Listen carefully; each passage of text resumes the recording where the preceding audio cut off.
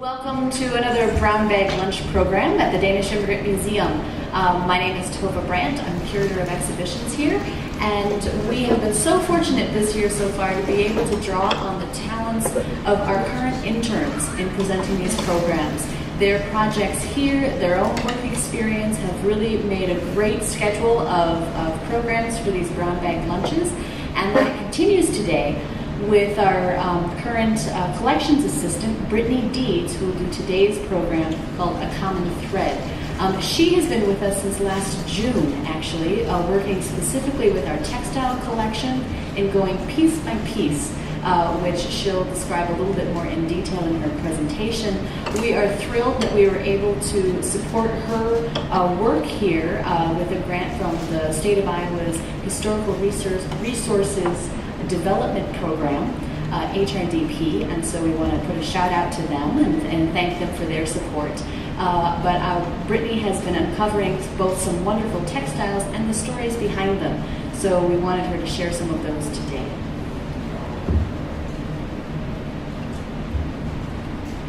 Thank you. Okay, so I'm Brittany Deeds, and I'm an American intern. And I've been here about a year working on the textiles. And today's program is really just an opportunity to highlight some of the interesting and weird stories that you might not otherwise get to see on exhibit, because some of these pieces would be difficult to display.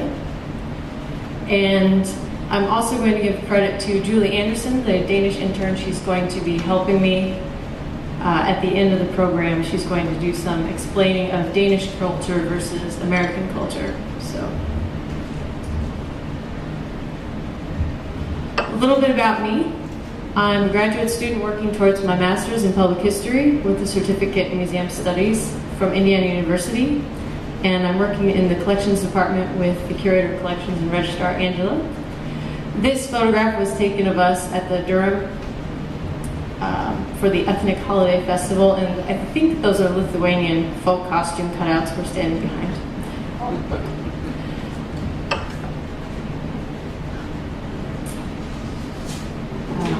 That's what happened during that.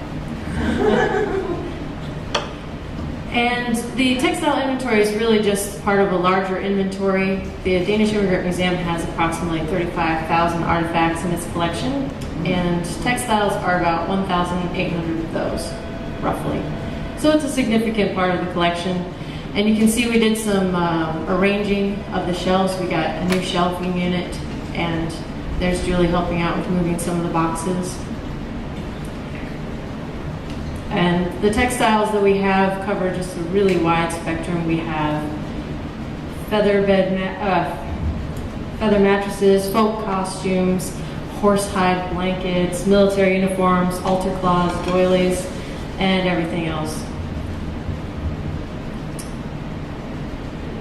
And what we work on, each artifact, each textile gets a past perfect record.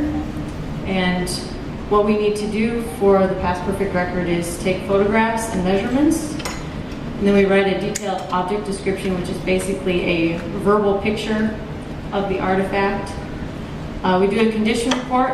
When an artifact comes into the collection, we do a baseline incoming report, and then any damage that occurs to it later, either through loans or through display, is also noted and recorded.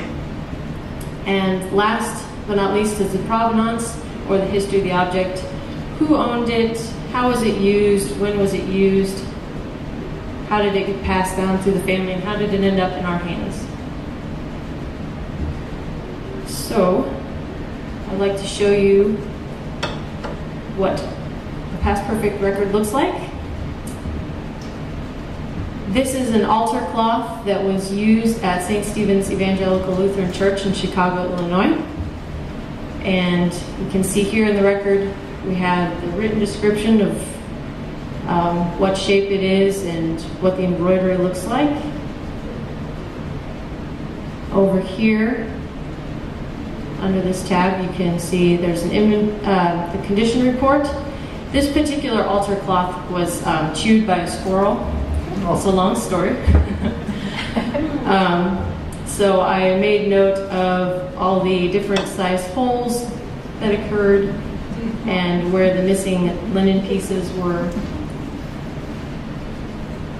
And under history, provenance, a squirrel got into the church through the belfry and became trapped without food or water, and began just chewing Bibles, psalm books, and the altar cloth.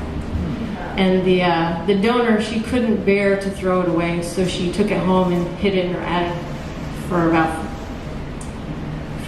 quite a few years before donating it to the museum.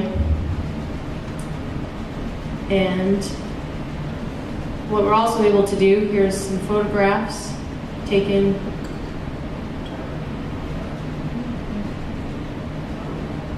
We had a reference material, the church history was donated as well, so I was able to scan a photograph that was taken of the altar cloth before the rodent attack. And we like to just add any little bit of extra history that we can. And this is a great system because it allows everyone in the museum to view the record all at the same time. The information is all there. But it's not just about our staff. We also have the option of, Past Perfect has an option of displaying records online. We have View Our Collection, so you, the public, would also be able to access this record and see much of the same information and go through at your own pace and explore. There's some pictures, story.